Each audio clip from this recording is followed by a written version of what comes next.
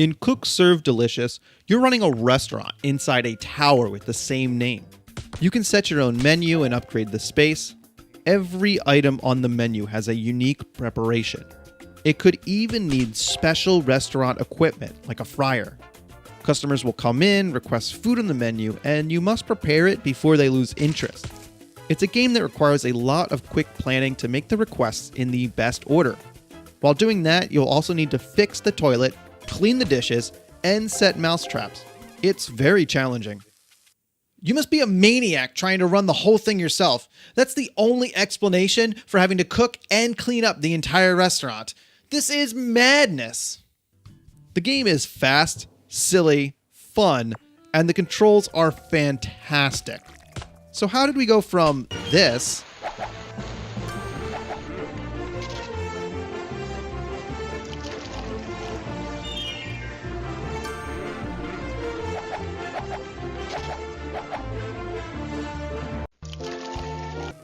to this? Actually, both games are very similar. The original game was adapted from a PlayStation demo disc of a Japanese game, meaning the game was originally created with a controller in mind. Vertigo Games created a fan version about cooking. It used the same sprites from the Japanese game.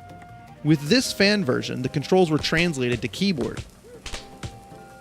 The developer chose the most obvious choice on the conversion. Each ingredient matches up to a key press. When making a burger, M is for meat, L is for lettuce. Orders that come in have a number assigned to them so you can select them quickly. That's when you read the ingredient list and press the correct keys to make the perfect order. The letters usually match up so well, you don't even have to check the cheat sheet on the right.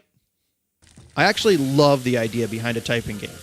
So many people are good at typing fast now, it makes perfect sense. Especially with all the ingredients available for each recipe. Compared to a controller, a keyboard has an almost unlimited amount of buttons. For some reason, when I started playing, I decided to use a controller. I can't tell you why. I actually had no idea you're supposed to play with a keyboard. Only later Googling did I notice it was a topic of debate. I saw some prompts to select a controller, assumed you were supposed to play with one, and went about playing. That's how I came to realize that Cook Serve Delicious is amazing with a controller. No, hear me out. First, it requires more memorization of the recipes. Using the keyboard, you can make letter associations with most of the ingredients. At that point, it's more of a snap judgment. Instead, with the controller, it helps to know the recipe completely. Much like a real chef would be required to know the recipe. The movements are better as well. The keyboard awkwardly uses the arrow keys to cut fish. You must reposition your hands each time. It's annoying. Yet with the controller, you can use the joystick to cut the fish. Using a joystick is much better and allows for quick rotation. Because of this, lasagna is my favorite recipe to make.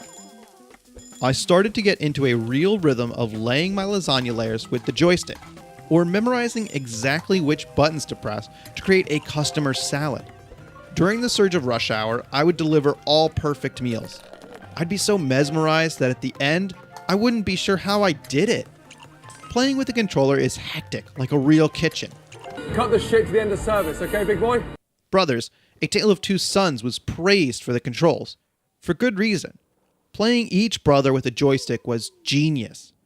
I'd like to consider Cook Serve Delicious on the same playing field. I'll never be good in a kitchen. My knife skills are pitiful. This is probably the closest I'll get to feeling the tension and effort of being an Iron Chef. Your controller skills need to be at the top of their game for you to be able to serve the best menu. It is without a doubt harder to use an Xbox controller than a keyboard. Sometimes it gets so difficult, I cannot keep up. It makes it more satisfying though. For example, making soup is one of the most complicated recipes. You need to enter in the first set of ingredients, rice, seasoning, and potatoes. Then, holding the left trigger for a second page of ingredients, cut celery 3 times and add beans. It is incredibly difficult to memorize all the ingredients that are available. Just look how many ingredients are possible with just a controller. If using a keyboard is a default difficulty, then this is a step above that.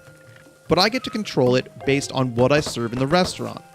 Unfortunately, there's no speed test for an Xbox controller, but I can type around 90 words per minute. Changing the menu allows me to control the difficulty. It's a benefit no matter which way you play, but when I realized it, it was too cool not to mention. It was only because the developer wanted to port the game to console that the controls became an issue. He asked himself, quote, "How am I going to convert a keyboard typing-based game into a controller without dramatically changing the experience?"